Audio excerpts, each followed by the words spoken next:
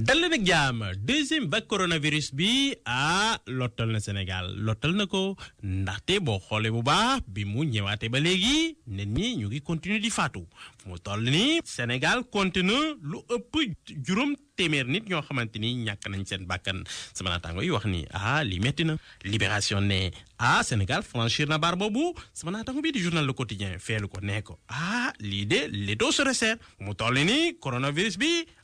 kenn xamul fu mu jëm ak Sénégal yi L'Observateur jël parole ne demal ci l'école yi ubbite l'école am na de waaye nag fu mu toll nii coronavirus bi commencé na fa dugg waaw nee fa sarax sama naataango laaj nag élèves yi nag lañ fa nekkee mu ne fu mu toll nii daanaka élèves yi ñu bëri ñoom amuñu protection nee nañ coronavirus amul lu fa xew kay confinement bu fekkee ni confinement waaw loolu d'accord nañ ko waaye nag coronavirus amul sama naataango kon baax na waaye kii di wax na ci coronavirus bi nee na nañ ko moytu jamais 203 ndaxte ku nekk gis na première vague am na deuxième vague amaat na te bu ñu deful ndànk troisième vague dina am ndaxte ku nekk gis na deuxième vague it nu muy faate nit ñi il faut ñu góorgóorlu ci naka noonu nañ dellu ci yàlla ndaxte lii balaa la ku nekk xam na ko yàlla moo ci man dara nañ ci góorgóorlu rek def ci ay ñaan def ci ay sarax delloo suñu bopp ci yàlla naka noonu sama naataango ne kii di Serigne Babacar Sy Mansour nee na itam député yi nañ bàyyi tàppale waaw bañ a woote loi yoo xamante ni daanaka kenn xamul lan la àndul ak suñu wala mooy homosexualité nee na sénégalais bu su boobaa dañuy la yoo ak yàlla sama naataango bi di journal Walf Quotidien ne Serigne Babacar Sy Mansour entre recommandations mise en garde kii di Boubacar Seye nekk patron Horizon Sans Frontières ba léegi ni mi ngi garde à vue waaw xam ngeen ni jàpp nañ ko fële ci aéroport international Blaise Diagne ci ajuma ji 2h du matin waaw dañ ko jàpp ndaxte ci ay propos yoo xamante ni waxoon na ko ci xaalis bi ñu jàpp ni Union européenne baaxee na ko Sénégal nguur gi sàkkal ko pexe sama naataanga ndekete gouvernement bi def ko mere ci looloo tax bi mu yegsee ci aéroport dañoo yegsi rek gars yi téye ko ne ko voilà ñëwal fii procureur nee na neel ña téye looloo tax kon ñu jàpp ko sama naataango ne looloo tax ba léegi ni mi ngi ci gendarmerie bu Colobane te dañ koy déféré au parquet dina gisee ak procureur incha allah lundi bi di ñëw sama naataango bi di journal Les Échos jox nag parole kii di Seydi Gassama nekk patron Amnesty International section Sénégal kooku ne lii nañu waxante dëgg nguur gi kenn xamul fu mu jëm ak sénégalais yi de lii nii doy na waar liberté d'expression ñu koy salfaañi bu baax a baax ci Sénégal lii mooy lan yow nga wax sa xalaat ci benn mbir bëgg a exiger ay transparence ñu jàppale kenn bëgg la yóbbu ci kaso loolu mooy lan lii metti na de xamuñu fu ñu jëm ak Macky Sall lii nag duñ ko bàyyee noonu dañuy xeex ci fii dañuy xeex ci bitim réew nu mu gën a gaawee su ko defee ñu bàyyi kii di Boubacar Seye ndaxte ku nekk xam na ni loolu liberté d'expression la waaw am na droit boobu sama naataango di journal Le Quotidien ne nu mu mën tamel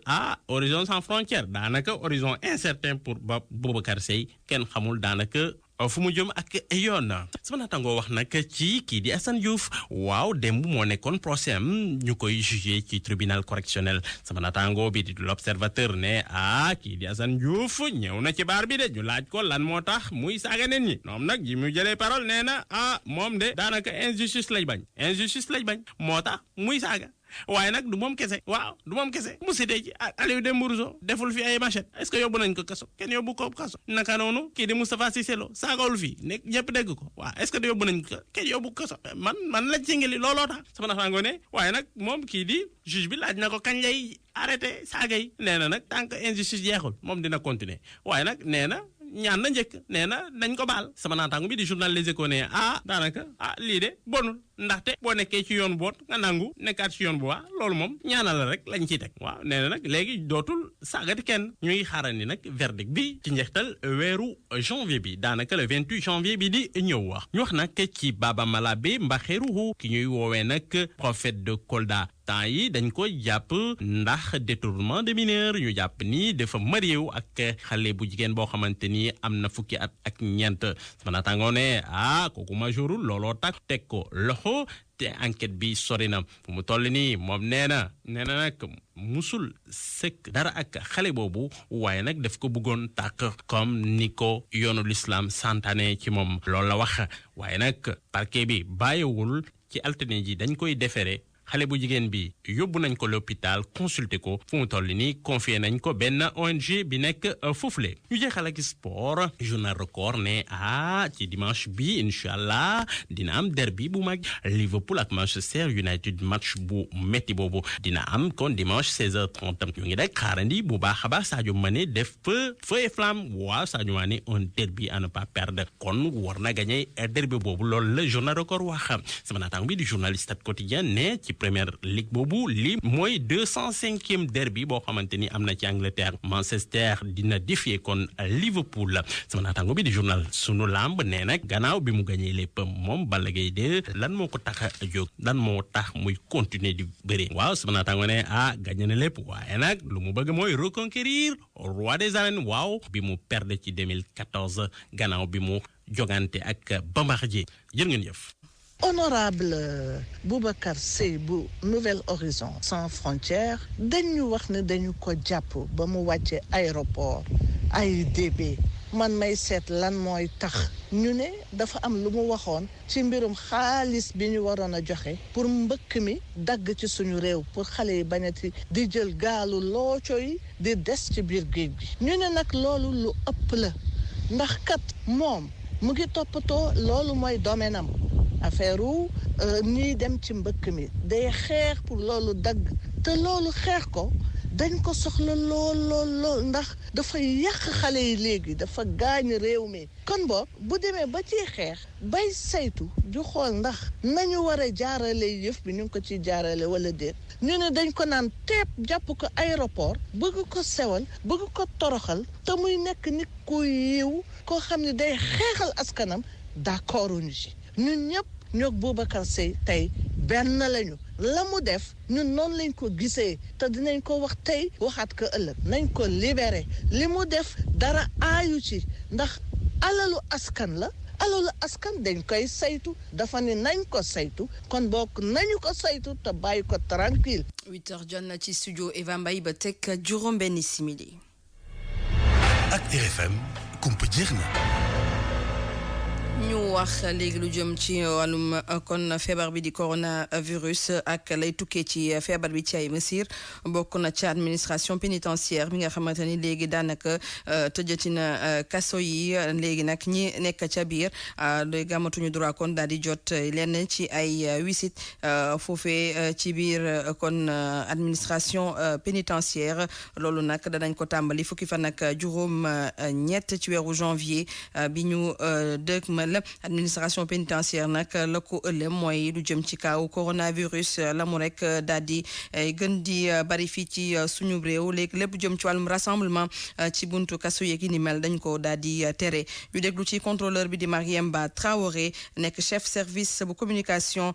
kon bu service bu bile ñu déglu ko ci micro Abdou Diouf Junior. moment yi nga xamante ne ni mbas mi dafa wàññeeku woon torop administration pénitentiaire dafa déclaratoon visite familiale yi pour détenus yi ci loolu mooy ci mois d'octobre bi passé nii waaye booy xool tey ak cas yi ni mu yokkoo nii moo tax administration pénitentiaire décidé ne day suspendre visite familiale yi suspension boobu nag mu ngi commencé à partir du 18 janvier bii ñu nekk nii donc visite yi dinañ ko arrêté jusqu'à nouvel ordre waaye nag li jëm ci wàllu plat yi ak colis yi nga xamante ne ci biti lay jóge di dugg ci kaso yi loolu moom changement amu ci maanaam samedi ak dimanche yu ne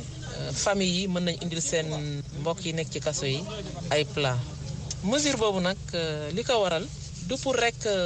aar détenu yi rek mais également liñ ci jublu mooy aar aussi personnel bi ak visiteurs yi ndax ku ne xam na ne jour de visite dajaloo bi dafay am ci buntu kaso yi te comme dajaloo yi dañ koy tere vraiment moo tax administration pénitentiaire jël ay matuwaay ne daal nañ dakkal visite yi ba ci kanam ñu xool bu demee nag ba ci kanam a kanam aussi dinañ def évaluation ñu xool. ñu jógee fii ci Ndakaaru dem bët gànnaaru Sénégal foofee nag ca Richard Toll médecin ya fa ne ñoo daal di am ab njàkkare fëgg seen gémmiñ di woote wàllu la ñuy ñaawlu nag mooy kilifa yene foofee ca Richard Toll nu ñu ñàkk kon suubee seen loxo ci xeexub mbas mi waaye rawatina nag askan wi nga xamante ni daanaka pour ñu daal di wàccoo ak mesure barrières yi ngir moytandiku feebar bi nekk na lu jafe ci jamono ji nga xamante ni feebar bi ma ngay wéy kon di daagu fii ci suñu réew moo tax nag médecin yi nekk foofee ca Richard Toll di sàkku ab ndimbal ci dalab jëriñ ñu dénk wàllum paj mi Mamadou Diagne. nangu ni mbas mi am na nekk na jafe-jafe fii si biir Richard Toll gox boo xam ne ñi yëngatu si wàllu paj mi jóguñu si di jànkonteel ay jafe-jafe ngir gën a mën a toppatoo nit ñi nga xam ne mbas mi da leen laala bu ñu sukkandikoo si Aboubacar Diop moom mi nga xam ne mooy responsable centre épidémiologique bu district sanitaire bu Richard Toll. yi nekk ci biir kër yi moom mooy les cas simples yi loolu protocole la bi nga xamante ni ministère moo ko xaatim te boobu it ñu ngi ciy am ay jafe-jafe ndax yenn saa yi ñu am ci ay surprise nga daje ku mel ni Daouda Ndiaye dafay positif ba pare génn di dem doxe ay soxlaam te mu leer na ne kii fa mu nekk mën na ko wàlla ñeneen loolu bokk na si jafe-jafe yi nga xam ne ñu ngi koy dund mais aussi ñi ngi xaar état bi xam nañ ne ñi ngi ci pour bu fekkente ne dafa war a am CTE ñu gaaw ci ndax aussi dafa doon li nga xam ni situation bi moo ko laaj. lii nekk jafe-jafe boo xam ne dafa ñëw si jamono joo xam ne dañu ne meeku tekkaaral si autorités yi ak bonne volonté yi nekk si biir commune bi mbir mi lay métti loolu Aboubacar Diop ba tax muy sàkku si autorités locales yi ak bonne volonté yi ñu gën a dugalaat seen loxo dàqul sax étudiants yi. actuellement gis nañu ñëpp relâché mais ça n'enlève en rien ci li nga xamante ni moo war a am tey comme ni ko sama kilifa gi di waxee muy docteur Latir Diouf tëjulul kenn buntu bureau képp ki nga xamante ni boo ñëwee lépp loo ci mënta def rek moom il est prêt vraiment à collaborer ak yéen képp ki nga xamante ni yow boo ñëwee rek tu peux apporter quelque chose à l'édifice nous sommes prêts. seetaan wile daal di jur ab bàyyeeku si askan wi ndaxte ay fan a ngi lee respecté gestes barrières yi nekk na lu kenn defatul fii si biir Richard Toll Mamadou Diagne fii si Richard Toll ngir rajo Futur Média. Mamadou Diagne foofee ca Kaolack nag lu toll ci téeméer ak ñaar fukk ak ñaari malade ñu am kon wàllum coronavirus lañ doon suivre kon ci seen ay kër waaye nag fanweer ak ñett ya dañoo ne mëy kenn gisu leen xamuñu fu ñu rek daal di nekk loole nag ëlëm itamit gouverneur ba nekk foofee ca Kaolack moom Alioune Badara Mang ne nag loolee dansé la ndaxte bu ñu réeree ñoom fanweer ak ñetti malade yooyu le mooy gën a ñoŋal lu jëm nag ci wàllum la ñuy duppee cas communautaire maanaam am feebar bi te xamoo foo ko rek daal di jëlee mu indi nag ay njeexital yu doy waar si seen njaboot itamit gouverneur bu Kaolack Alioune Badara Mang ñu déglu ko ak Ibrahima Diamé. ñooñu ñuy wax suivi à domicile yooyu aussi liñ ci am xaw na bëri 122 la mais ñooñu aussi dañ leen di ñaan rek ñaan ko aussi seeni famille ne nuñ gën a mën a beroo ci kër gi moo gën xam nañ nag loolu lu xaw a jafe la ci ni ñu dëkkee fii ci Sénégal ñu xaw a jafe mais nu ñu gën a mën a beroo wala seeni parents ber leen mooy gën a baax pour vraiment jàngoro ji mën a bañ a law ci famille bi law ci dëkk bi yëpp. beneen bi si topp mooy li nga xam ne aussi dañ leen di faj ñu toog ba mu yàgg rek réer complètement réer mër duñ xam fu ñu dem parce que peut-être rocceeku nañ dem seen yoon mooy suivi à domicile di lu suivre à domicile sa kër ba mu yàgg rek nga disparaître loolu aussi wax dëgg yàlla war nañ ci bàyyi xel pour ñuy suivre à domicile say parents yëg ko sa famille yëg ko nañ fexe ba di la suivre ba doo xëy rek départ disparaître te duñ la xam foo ne te loolu fii signalé nañ ci nu met fanweer ak ñett muy 33. kon fanweer ak ñetti malade yu réer foofee ca Kaolack di fàttali ñoom dañoo am jàngoro bi di coronavirus lu jëmi tamit ba léegi ci mesure yu ñu rek daal di jël bokk na ca nag ubbi marché yi altine jàpp samedi 6 heures du matin jàpp kon juróomi waxtu ci ngoon waaye tëj ko dimanche ngir daal di koy mën a raxas ba mu set mesure yooyu préfet bu département bu Tëngéej ca daal di jël commerçant ya nekk ca marché central bi ña ngi cee addu jumale Diouf Diagne am na ab njàngat mu ci rek daal di def ci reportage.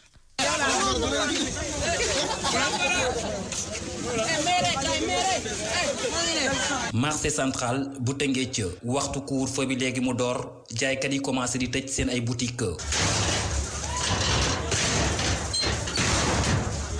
bu altine nag xasee jot ñoom ñi leen deetuñu mën a toog ci bërëb bi ba waxtu wi lii la arrêté bi nga xam ne préfet bu département bu Tëngéej daal dina koy siiwal xamle muy doxalin woo xam ne Moustapha Seck moom rafetlu wu ko dara. fi sama tànk yi taxaw baax dama ko mënut ndax li nga ma wax ñun fii dañ fay yaakaar ñun dañuy taxale léegi suñ soxna dikk fi ñu jox ko 2000 francs wala 3000 francs pour ñu mën a am dépense amuñu lu lii kese mooy suñ teranga bu ñu ko xañee te bu fekkee da nga ne da ngay dem ci gaal yi ñu ne gaal yi mënul nekk boo ci demee da nga xaru bu ñu la jàppee pen la sàcc du solution liggéey rek mooy solution bi nañu dimbali ngir yàlla. gën a dal Marème moom jàpp ne dogal gi lu ñu mën a nangu la ndax jamono ji jàngoro ji di coronavirus mu ngi def ay jéeye ci biir réew mi. ma ne ni ma ko gisee mooy xam nga dañ daan jaay chaque jour mais comme feebar bi moo ko waral ñu def comme ñëpp ñi marché yi ni ñuy def ñëpp bu sa tëree ñu wàcc ñun ñëpp ndax santé amul ñëpp ku feebar doo jaay kon nag bu ñu waxee ñu toog bu yàlla defee ba feebar bi jeex ñu ñëw liggéey suñu liggéey du noonu laa gisee man. gendarmerie ak police ci ñoom la ñuy sàkku ñu fexe ba dogal gi nga xam ne nag marché yi nekk ci région bu Dakar yépp la ñeel ñu daal di sàmmoo ak moom.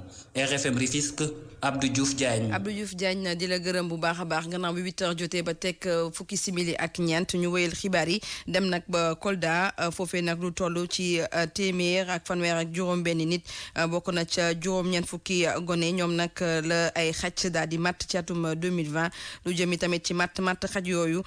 kon jur gi itamit daanaka xaj yi am na nu ñu def foofile situation kon mattum xaj yi la ñuy rek daal di waxtaanee ci biir xibaar yi ndaxte nekk na jafe-jafe ci askan wi Abdoulaye Diallo. mbirum xaj yi wër maanaam chien errant mu ngi wéy di jaaxal askanu Fuladu li ko dalee fukki fan weeru janvier 2020 ba ci fanweeri fan ak benn ci weeru décembre bi weesu téeméer ak fanweer ak juróom benn nit la ay xaj matt ci biir département bu Kolda te en 2019 ñooñu seen lim tollu woon na ci ñaari téeméeri nit askanu kaw gi ñoo gën a bare ci ñi xaj yi matt ci biir commune Kolda ci ay quartier yu mel ni Sikilo Saremoussa Ilel Gadapara Bunakan ak zone lycée foofa fu ne lu ëpp fukki nit wala li ko mooy la ay xaj matt ci ñi xaj yi matt nombar gone yi moo si gën a bare ci téeméer ak fanweer ak juróom benn nit yi xaj yi matt ci atum 2020 lu tolloog juróom-ñeenti fukki nit yi ay gone lañu sans compter ñi nga xam ne kenn signalewul seeni bos bare na fi tamit ay nit ñi nga xam ne duñu mas a dem ca kër docteur même bu leen xaj mattee wala même bu ñu tàmbalee faju duñ ko yeggali ngir njëgu garab yi ñu jàpp ne dafa cher boole si fi ci Kolda lu gën koo bare ci ñi fi yar xaj tàmmuñu di yóbbu seeni xaj ngir vaccin amul kenn ku fi ñàkk bakken ngir matt xaj waaye njur gi it mu ngi loru ngir yile xaj yu bon bés bu yàlla sàkk dina am ñiy joytu wàllu seeni xar seeni béy wala mbaam xuux bi xaj yi faat te lekk ko waa mairie bu Kolda ak ñi nga xam ne ñoo fi ngànk wàllu njur gi ñoo ngi waajal ab opération ngir faat yile xaj yu bon RFM Kolda Abdoulaye Diallo di la gërëm bu baax a baax ñu waxtaanee léegi kon lakk bi am foofee ca teenu gaz bu Forteza techniciens yi nag am nañu yaakaar ne tey jii ci samedi ji daanaka danañu mën a daal di nëpp ba mu jeex a jeex lu jëm ci kon lakk wi ndaxte dafa am la ñuy duppee ay flexible yu am doole yu ñu koy mane fii ci Ndakaaru danañ ko daal di yóbbu nag tey jii ci site bi opération yi nag dafa ami jafe-jafe ndax méthode yu ñuy rek daal di utiliser waaye bu nekk nag mbir mi en tout am na yeneen expérience yu ñu war a mën a daal di jibal ngir mën a fay lakk googi le Abdou Diouf Junior. li ñu nar a def mooy fexe ba fii gaz bi di génne ñu daal di koy fat loolee nag pression bu am doole la ñu koy defee opération boobee la ñu tuddee kill the well wala boog tuer le puits ci vendredi ji la ñu ko waroon a def waaye nag dafa am ñàkk déggoo goo xam ne amoon na ci benn commande bi ñu defoon fii ci Ndakaaru ci ay flexible high pression yoo xam ne ñoom ñoo war a yombal déplacement tuyau yi nga xam ne ñoom ñoo war a indi ndox mi ndox moomee ndox mu saf xorom lay doon ñu daal di ciy def pression bu am doole pression boobee nag dafa war a ëpp fuuf bi nga xam ne moom mooy génnee ci fi gaz bi di balle ci noonee rek la ñu mën a dakkalee gaz bi génn fexe itam ba safara si nga xam ne moo ca tukkee moom tamit mu mën a fay techniciens yi dañuy jëm boobu méthode tey ñaan yàlla nag mu dox ndax su doxul dañuy obligé defaat beneen méthode boo xam ni moom mooy gën a teeti am doole li ko dalee benn fan ci weeru janvier ba léegi matériel bi nga xam ne Halliburton indi na ko fii ci Sénégal ngir mën a fay safara soosé de jolli ca site bu jël ak pël ma nga foofee ñu koy liggéeyee waaye ba léegi teen bii di SA2 bu Forteza mu ngay lakk fukki fan ak juróom-ñeent ci weeru décembre la tàmbali ci samedi ji la ñuy matal ñaar fukki fan ak juróom-ñeent yoo xam ne ñu ngay xeex ak safara sa ay koppar yu bëri def nañ ko ci indi fa ay nit ñu bëri itam boroom xam-xam yu takku waaye nag ba léegi moom safara saa nga fa mbir maa ngi gën di yàgg liñ ciy def ci koppar yi itam dafay gën di takku ñuy fàttali rek ne li waroon a dem lépp ci koppar ci fay lakk gii jege na 2 milliards ci suñu xaalis waaye loolu mooy su fekkee ne ñoom ni ñu ko waajale ne noonu lañ ko bëgg a fayee amee na ni waaye su ñu ameewul moom faaw rek ñu génne koppar yi gën a tee takku.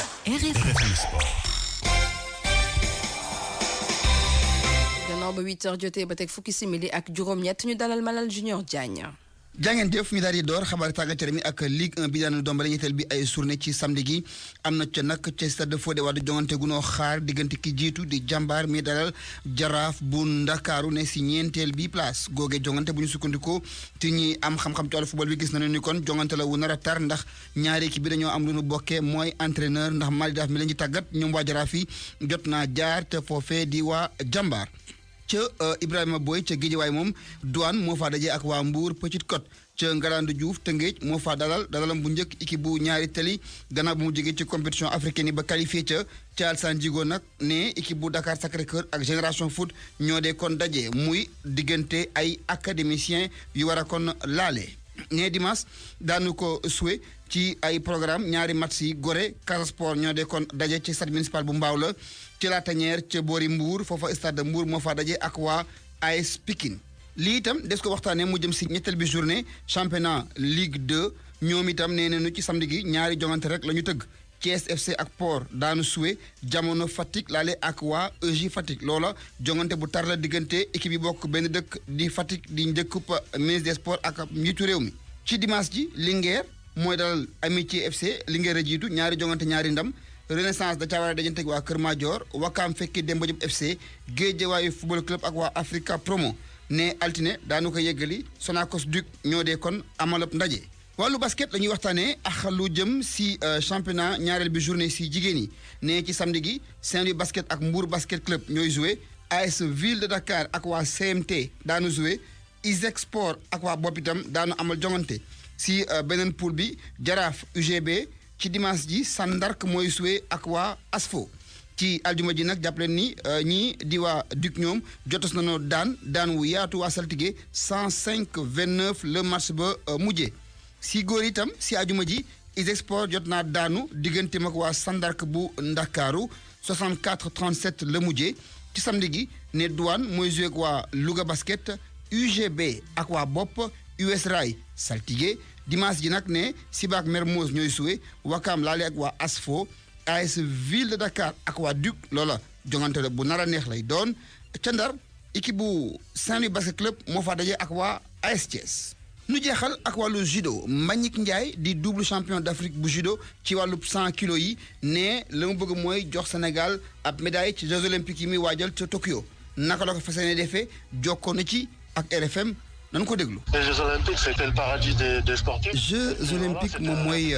yaayu compétition yëpp ñëpp ca bëgg dem te man bëgg naa vraiment bu ma ca demee itam ma wane ca fulla ndax ñëpp la ñuy xaar loolu si man léegi nag compétition la boo xam ni il faut que ñu waajal ko jaarale ko ci compétition yii di ñëw ba keroog ñu yegg ci bés bu mag boobu mooy Jeux olympiques yi ndax foofu tam bu nu fa demee bu ma xoolee sama niveau xool li ma jot am ay ndam ci Afrique mu ma dem foofa di naan damay nekk outsider déedéet damay dem foofu wane fulla ak fayda Pastef di jouer combat par combat di gagné la ma tax a jóg mooy fexe ba am médaille ndax sigil Sénégal war na ma te Sénégal tam soxla na médaille. Le Sénégal a vraiment besoin de ça quoi. jaa ngeen jëf loola mooy li gënoon a fës ci xabaaru tàggat